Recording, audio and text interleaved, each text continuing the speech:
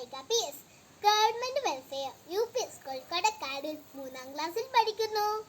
ഞാൻ ഇന്നിവിടെ പറയാൻ പോകുന്നത് എൻ്റെ കുടുംബത്തിനെ കുറിച്ചാണ്.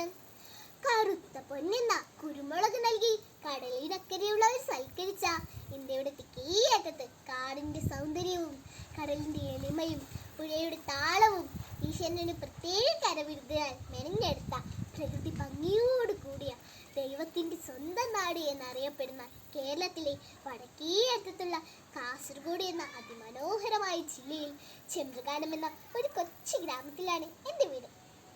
അച്ഛനും അമ്മയും അമ്മമ്മയും അച്ഛനും ഞാനും കൂടിയ സുഖത്തിലുമായൊരു വീട്.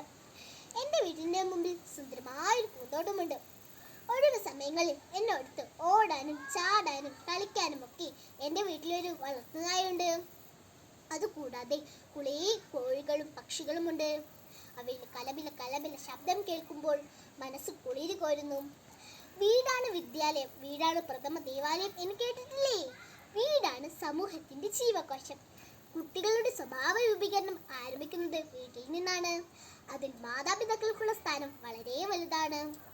ഒരിക്കൽ നെപ്പോളിയൻ ചക്രവർത്തി തന്റെ സുഹൃത്തിനോട് ചോദിച്ചു, ഫ്രാൻസിലെ യുവാക്കളെ വിദ്യാസമ്പന്നരാക്കി തീർക്കാൻ എന്താണ് ആവശ്യം? നല്ല മാതാപിതാക്കൾ. സുഹൃത്തിന്റെ മറുപടി ഇതായിരുന്നു, അതിൽ നല്ല മാതാപിതാക്കൾ. മാതാപിതാക്കളുടെ പ്രാധാന്യം ഞാൻ ഇവിടെ കാണുന്നു. ഒരു ശരിയായ ശിക്ഷണം, ഉപദേശങ്ങൾ, മാർഗനിർദ്ദേശങ്ങൾ, ജീവിതത്തിലുണ്ടാകുന്ന ഗുണങ്ങൾ വളരെ വലുതാണ്. അതുകൊണ്ടാണ് വീടിനെ പ്രഥമ വിദ്യാലയം എന്ന് പറയുന്നത്. സ്നേഹവും സൗഹൃദവും നിലനിൽക്കുന്ന വീട്ടിൽ നിന്ന് വളർന്നു വരുന്ന മക്കൾ ഭാവിയിൽ വീടിനും സമൂഹത്തിനും വേണ്ടപ്പെട്ട വ്യക്തികളായി തീരും. കൂടുമ്പോൾ ഇമ്പമുള്ളതാണ് കുടുംബം. കൂടുമ്പോൾ ഇമ്പമുണ്ടാകേണ്ട പല കുടുംബത്തിലും ഇന്ന് ശാപവും കണ്ണീരുമായി മാറിയിരിക്കുകയാണ്.